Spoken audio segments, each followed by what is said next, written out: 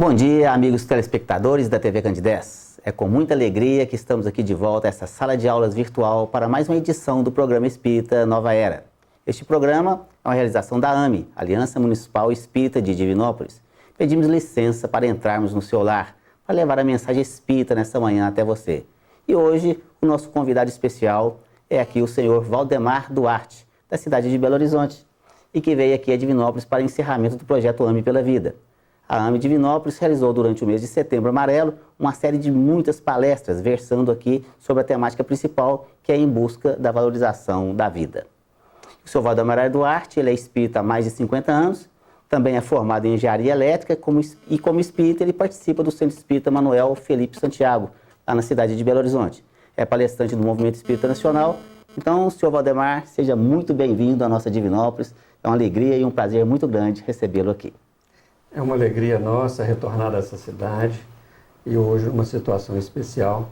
Então, um bom dia para todos os ouvintes, os telespectadores, um bom dia para os nossos amigos que estão aqui conosco. É muita alegria para todos nós levarmos essa mensagem espírita.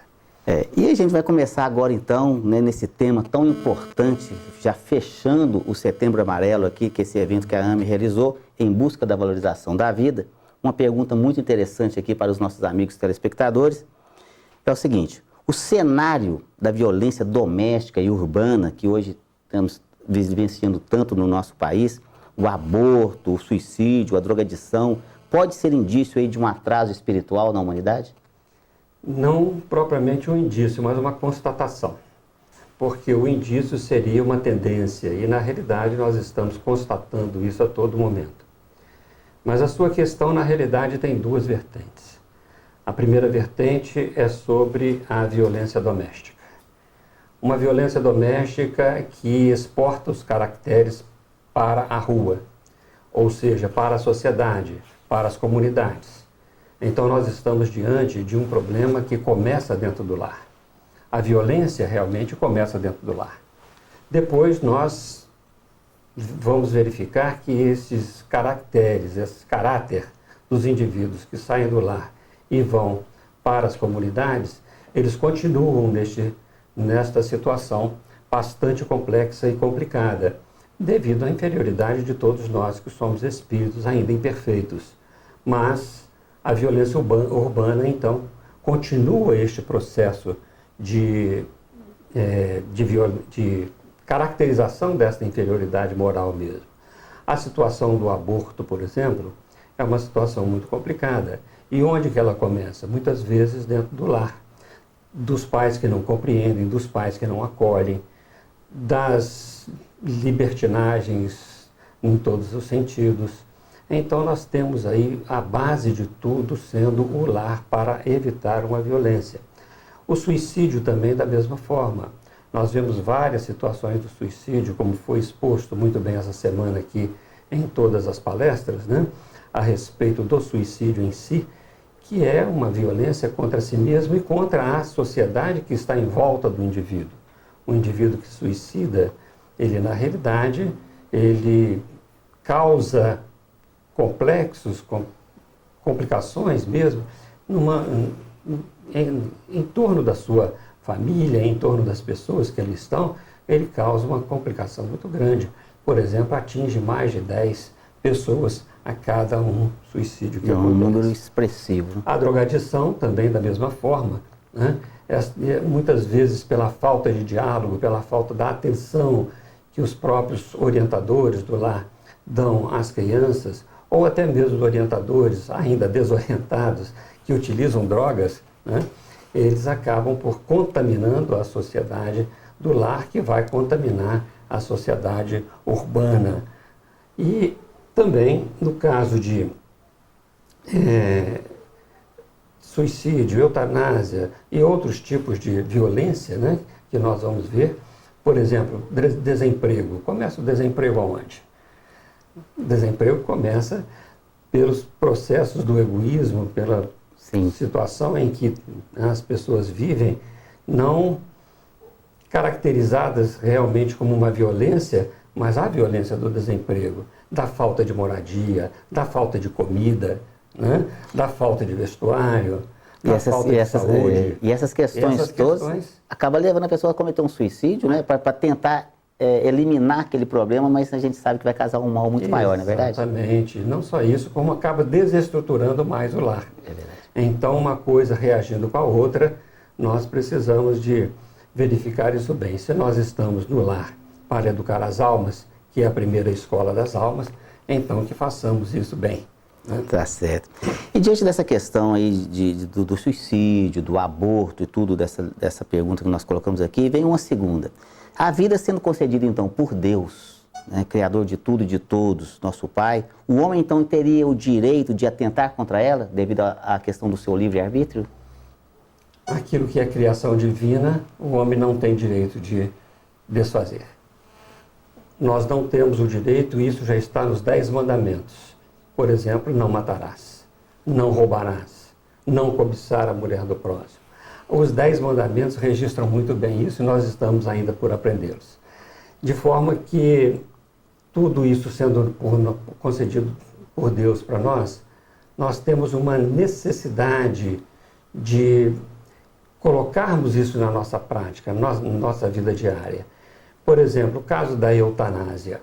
Dizem que a morte assistida, uma morte benéfica, uma morte digna para a pessoa, quando ela está em sofrimento. Mas nós sabemos a necessidade desta alma, deste espírito, de passar por este processo até que o termo de sua vida seja realmente na sua destinação, né, terminada normalmente, ou nós vamos apressar um pretenso benefício para não ver o sofrimento. Nós estamos fazendo o quê? Diminuindo o sofrimento do outro ou nosso? É verdade. E tu fala que às vezes aquele instante final da vida e do arrependimento sincero pode ocasionar ali centenas de anos de menor sofrimento daquele espírito, não é verdade? Exatamente. Então, não só no suicídio que nós não temos o direito de atentar contra a nossa vida, também não temos o direito de atentar com a vida do próximo. Tá certo. Portanto, então, a doutrina espírita, ela é realmente contrária, né, à questão do aborto, à questão da eutanásia, à questão do suicídio. Ela é esclarecedora. E como é esclarecedora, o processo de conscientização nos leva a não cometer tais atrocidades. Tá certo. Uma pergunta interessante que nos foi colocada aqui, Sr. Waldemar, é o seguinte. Hoje, a civilização da Terra, ela vive este cenário de guerras, né, por ideologias, por divisa de terra, por hegemonia. Os homens, então, eles poderiam evitá-la? As guerras, às vezes, são necessárias, diz o Livro dos Espíritos, pela inferioridade moral que ainda nos encontramos. Mas não para massacrar, e sim para confinar e auxiliar aqueles povos ainda muito mais primitivos a reerguer-se da ignorância que se encontram. Então, quando nós vemos, por exemplo, guerras no sentido de ideologias, de guerras que, na maioria das vezes, chamadas guerras santas, matamos em nome de Deus. Matamos em nome de Deus. Nós estamos, na realidade, Sérgio, vendo a completa ignorância das leis divinas e naturais. Nós vemos, por exemplo, o indivíduo vai e se suicida e mata tantas pessoas. Né? Pois é. Está livrando quem de quê? Nada com nada, porque a alma continua na sua sobrevivência. E dentro disso, ela vai permanecer, muitas vezes, revoltada mais ainda no plano espiritual. Quantos são aqueles que, por terem sido perseguidos na Inquisição, ou nas Cruzadas, ou muito antes disso, em nome de Deus, se revoltam contra Deus, e não contra os homens, e não contra si mesmo. Porque o sofrimento é muito grande daqueles que perdem as famílias. Então, esta revolta, isto pode gerar mais violência ainda. Eu me lembro quando ocorreu, por exemplo, a explosão das Torres Gêmeas. Sim. 2001, setembro de 2001. Isso. Né? Portanto, nós temos 16 anos deste ocorrido. Aquilo nos deu muita tristeza, porque a resposta não foi a resposta que poderíamos ter dado. Eu estou dizendo à humanidade. Nós demos uma resposta de violência. E essa violência foi gerando cada vez mais violência. Se aquela inicial da guerra ela tivesse sido vantajosa para a humanidade, não existiria mais guerra depois disso. Então, qual deveria ser realmente a reação? A reação deveria ser o seguinte: uma vez que eu te ataco, você me dá a outra face. Se eu te ataco com violência, traga a minha paz. Traga a saúde, a escola, traga todas as situações que possam promover o indivíduo como um indivíduo, e as guerras vão acabar. Então, portanto, nessa nossa inferioridade que ainda temos, nós lutamos não pela ideologia, mas mais pelo egoísmo que todos nós ainda carregamos. Até porque a gente tem aí já vários exemplos que violência só gera violência e gentileza gera gentileza. Não é verdade? Exatamente. Eu acho assim que a gente deveria agir sempre. Vamos nos lembrar do Cristo, por exemplo, né? Quando Jesus, na presença dos soldados de Caifás, ele foi levado, já estava, né, totalmente preso lá, e o soldado de Caifás lhe dá um tapa no rosto, lhe esbofeteia. A pergunta de Jesus para o soldado é maravilhosa, porque ele não reagiu, ele agiu. Ele agiu com todo o amor que ele poderia agir por aquele indivíduo. Ele perguntou assim, mais ou menos com essas palavras: se eu errei, mostra-me onde eu errei. Mas se eu não errei, por que me bates? Não é assim que deveria ser? Não é assim? Então nós temos que aprender com o Cristo, né? Todos esses valores da vida, não tirar a vida do outro para que a nossa fique, mas valorizar a vida do outro também. É verdade. E começar isso dentro do nosso lar, né, Salvademar? Exatamente. Porque a violência que começa dentro do lar e aquilo vai se expandindo, e aí começar esse amor fraterno, essa compreensão dentro do nosso próprio lar. O lar é a escola das almas, no dizer Emmanuel, né? É verdade. Então é ali que começa. Bom, Salvademar, e dentro desse assunto todo que a gente está conversando aqui agora, até que ponto que cada um de nós, da humanidade aqui, nós nos devemos comprometer com essa campanha nacional em busca da valorização da vida? Ela não deve ser uma campanha mensal, ela deve ser diária. O nosso comprometimento deve ser, na realidade, no limite das nossas vidas. Fazer todo o possível, seja no trabalho, seja no lar, seja no lazer, onde quer que estejamos, todo este processo deve ser trabalhado em função de uma harmonia melhor. Diz o benfeitor Emmanuel que os nossos reflexos, né, refletem-se as pessoas umas das outras, certo? É o amar ao próximo como a si mesmo. Nesse momento de reflexo de uma das outras, nós vamos refletindo e cada vez refletindo mais aquilo que nós guardamos de bom em relação aos outros e os outros também da mesma forma, nós vamos crescendo e vamos realmente caminhando para uma situação bem melhor na humanidade. Uma situação com mais paz, mais tranquilidade, uma situação com mais vigor espiritual. Então nós devemos fazer esta campanha constantemente. Acho ótimo que nós nos lembremos do que em setembro seria uma época boa para isso. Por quê? Porque começa a primavera aqui para nós, né? No Brasil. E na primavera as flores voltam a surgir, não é isso? Então esta campanha, como tantas outras que são importantes, elas devem ser permanentes. Comecemos a campanha, por exemplo, pela evangelização da criança. A evangelização não é só aquele momento de 1 hora, 1 hora e meia ou 2 horas que ela fica no centro espírita. A evangelização é um processo contínuo. Então os pais, junto com as crianças, não importa a ideia religiosa que buscam, não tem problema, evangelizar-se é tornar-se melhor.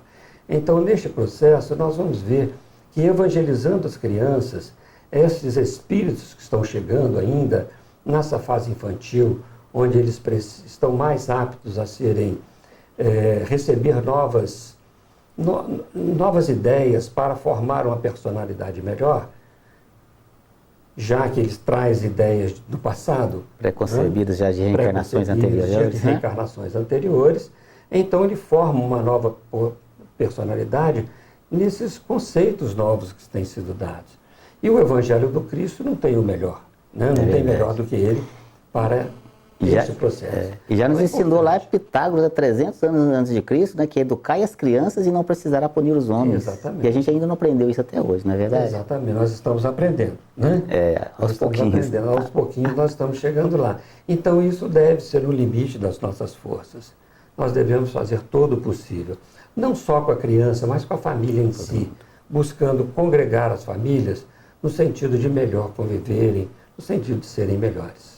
Em suma, assim, é jamais virar as costas para quem quer que seja que te busque ajuda, né? O Brasil hoje é um campeão mundial de suicídio entre os adolescentes.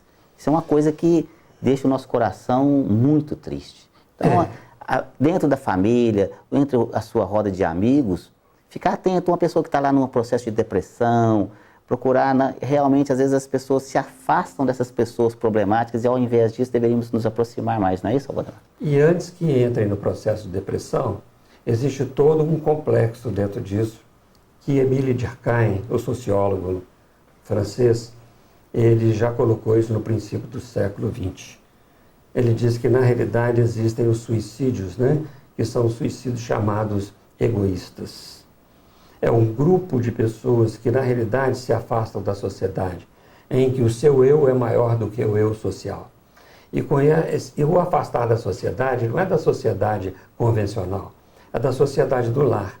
Uma vez que nós nos afastamos da sociedade do lar, ou da sociedade política, da sociedade das nossas convivências, do lazer, seja lá onde for, quando nós nos incorporamos a um grupo social para que a gente possa doar a este grupo social um pouco de nós mesmos, nós saímos do processo egoístico, nós saímos do processo do eu mesmo para sermos um eu mais coletivo.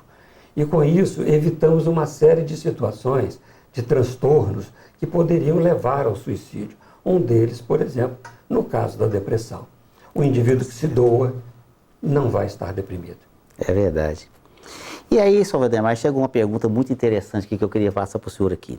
Qual seria, então, o primeiro e maior de todos os direitos dos homens? De acordo com os espíritos na codificação, o primeiro e maior direito de todos nós é o de viver. O dos homens é o de viver. Mas o viver não significa estar vivo no sentido de ter pele, carne, osso, de viver fisicamente, em si, falando. Fisicamente. Né? Mas é do de viver em si. Sei como. De viver completamente a sua vida social, sua vida profissional, sua vida no lar. Então, o de viver. Este é o maior direito de todos nós. E como é direito dado por Deus, é um dever de todos nós, porque são as leis divinas que nos convidam a este processo. Então, nós não temos direito de atentar contra a vida de ninguém, porque, primeiro, é o direito de viver. E, segundo, que é um dever da nossa parte começar, na realidade, a viver bem, fazer o bem. Como Paulo diz aos Gálatas, né? Tudo que fizeres, fazei bem. Né? Tá certo. E diante disso aí, inclusive a questão do aborto, né, Salvador? Porque você está tirando a vida de um espírito que está sendo ali recém-reencarnado e que está totalmente indefeso. Não é só não tirar a vida de uma pessoa ali adulta, como no assassinato. Pior aquele que está reencarnando. E aí, gostaria que o senhor falasse rapidamente para nós ali, o que ocasionaria essas questões numa situação como essa? São muitas coisas podem atenuar ou agravar as situações do aborto. Primeiro, vamos dizer em relação ao espírito reencarnante. Se o espírito é um espírito bom, um espírito que já tem um processo de desenvolvimento maior, que já sabe as provas que estão passando, na realidade, já sabe os riscos, inclusive, quando da sua reencarnação, ele pode, na realidade, não levar isso para dentro do seu ser, como raiva, como ódio, como revolta, e com isso não trazer para os pais ou os responsáveis pelo aborto um processo complicado na área das obsessões.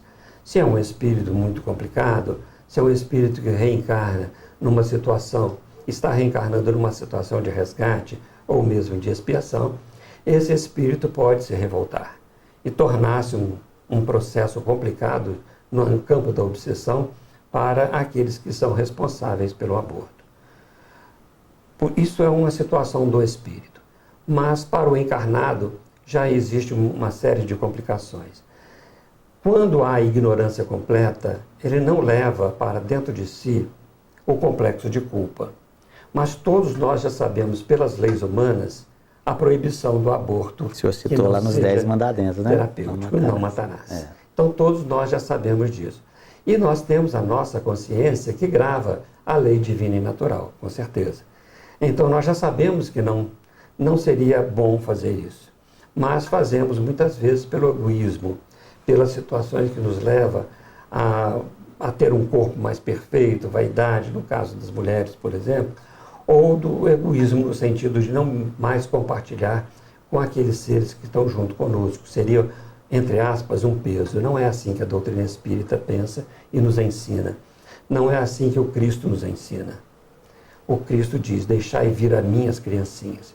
Quando ele diz isso, ele não fala só daqueles que já estão encarnados, mas aqueles que estão reencarnando também. Tá certo. E essa questão do processo obsessivo, a gente vê isso acontecer muito nas nossas reuniões mediúnicas, né? Quando conversamos com esses espíritos recém-reencarnados que são ali ceifados à vida e impedidos de reencarnar e que acaba gerando ali um processo obsessivo com uma perseguição aí terrível aí contra aquela pessoa que cometeu esse ato, né? E dentro do complexo familiar, ele vai reencarnar novamente. De um jeito ou de outro, né? Exatamente. Está na programação dele, né? Está na programação, a vida vai nos ensinar bastante.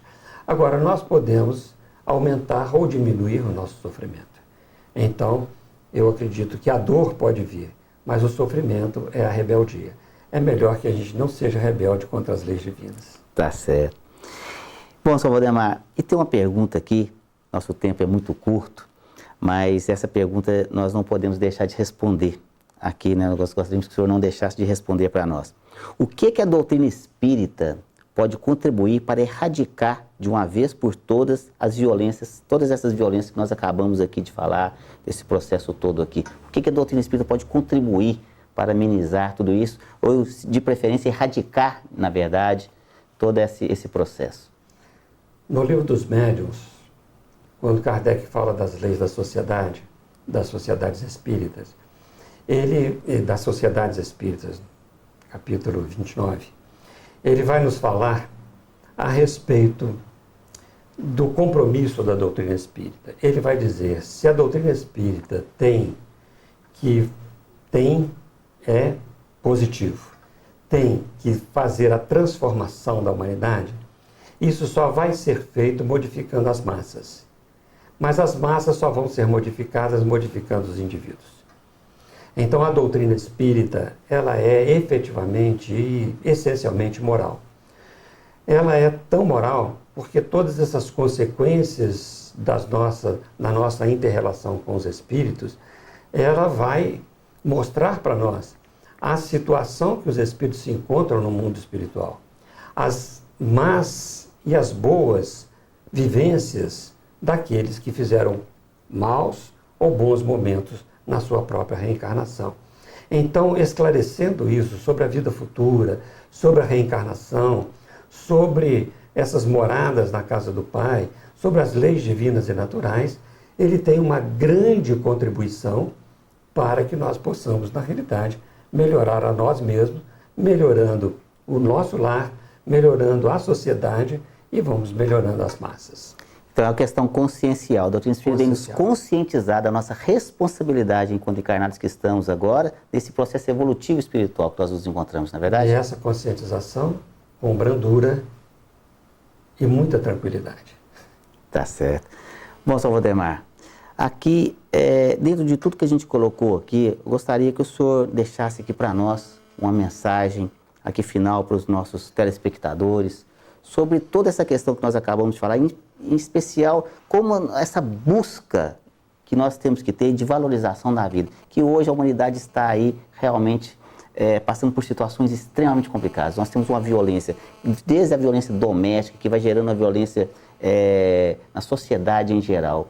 Então, gostaria que o senhor nos deixasse aí essa mensagem sublime aí, com toda essa bagagem de conhecimento que o senhor tem aí, dessa doutrina abençoada e maravilhosa que o Cristo nos deixou. Meu amigo, a mensagem tem que ser da nossa vivência. Nós modificamos nossa vida. eu modifiquei a minha vida. Todos podem modificar as suas vidas. Não importa a situação que estejamos passando. Se há, por exemplo, uma dificuldade maior, se há um compromisso reencarnatório, expiatório, se há uma prova grande por passar, mas a alegria de estarmos engajados no trabalho do Cristo é muito grande. Então vale a pena viver, vale a pena valorizar a vida. Valorizemos a vida pelo que ela nos traz, pelo que ela nos fornece de benefício para nós podermos, na realidade, caminhar para o nosso infinito, para o infinito de todos, que sejamos puros, espíritos puros. É lá que nós temos que chegar. Tá certo, Valdemar. Mais uma vez, nós queremos agradecer de coração o seu carinho por estar aqui conosco. Muito obrigado. Que o senhor possa retornar mais vezes à nossa cidade do Divino. Aqui será uma alegria, uma honra muito grande recebê-lo aqui. Aos nossos amigos telespectadores, foi um prazer aqui mais uma vez adentrar aos seus lares e que estejam sempre conosco. Tenha aí um bom dia e uma boa semana.